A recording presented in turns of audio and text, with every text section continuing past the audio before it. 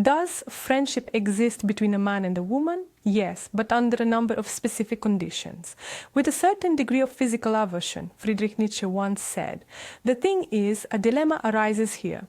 We won't be friends with those who don't attract us. I mean, from the opposite sex, at least by their looks or charisma. More than that, we will purposefully seek out a person we find attractive, hoping that eventually, after a period of friendship, romantic feelings might develop with them. But you might ask, so does friendship between a man and a woman truly not exist?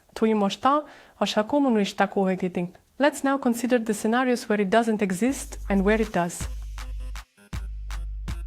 When it doesn't exist, as I've already said, with some physical attraction, well, for example, a guy and a female friend are friends, but the girl is in love with him, and he sees all of it, he understands it all, but keeps her at arm's length.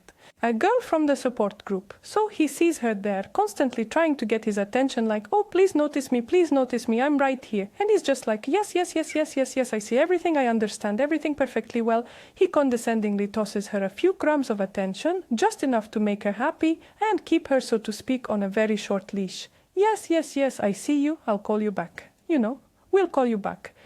Well, this is naturally a one-way street which leads to nothing good. Well, girls also behave in that manner. So everyone is good. The next scenario is when it's impossible.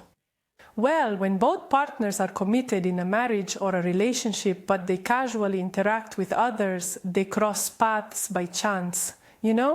A common topic for conversation arises, a hint of physical attraction.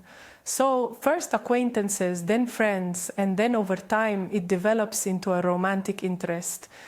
These boundaries very quickly blur, especially when you're passionately discussing a film, a series, or a book together, and you find yourselves having similar thoughts about it. You happen to like the very same actors. That's it. You begin to grow closer, both emotionally and spiritually. And that's what you'd call a ticking time bomb. What kind of friendship can this be if you're already feeling drawn to that person?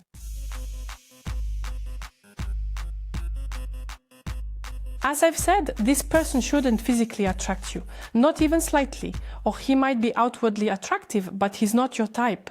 Plus, you don't like his behavior, but you consider him an interesting personality. Okay, you can be friends if it's mutual, of course.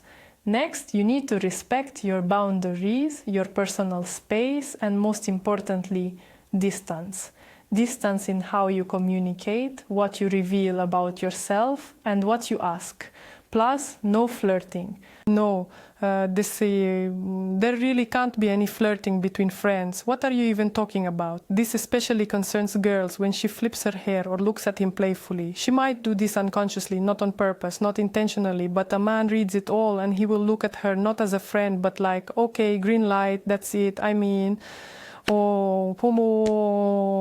Avoid excessive physical contact. What I mean is a simple touch can hold more sexual tension than the entire act itself, because the forbidden fruit is always the sweetest, whether you're touching someone or they are touching you. And then a stream of thoughts arises in the mind. What could have been? And this precisely leads to falling in love, which we must not allow. Therefore, we avoid any kind of excessive physical contact. Next up, when is friendship truly possible? Well, for example, a man was courting a woman, but for some reason she turned him down, but she did it so tactfully, so beautifully, that he decided to keep her in his life as a friend. Well, she seemed to him an interesting person. It's, by the way, a great art to refuse gracefully and not make an enemy. Let's consider the positive aspects of friendship between a man and a woman. A male friend is like a guide for a woman into the world of men. He is logical, less emotional. As I've mentioned in one of my videos, he helps a more emotionally unstable woman to resolve issues that demand a logical approach. Similarly, a woman serves as a man's guide into the world of women. Through these, they exchange experiences, observe the opposite sex's behavior patterns, and learn how to interact with them, so to speak. Therefore, there are only advantages. So, what do you think? Can a man and a woman truly be friends? Or is there a seed of doubt in this topic? Leave a comment, hit the like button, subscribe, and turn on notifications for new videos. Bye!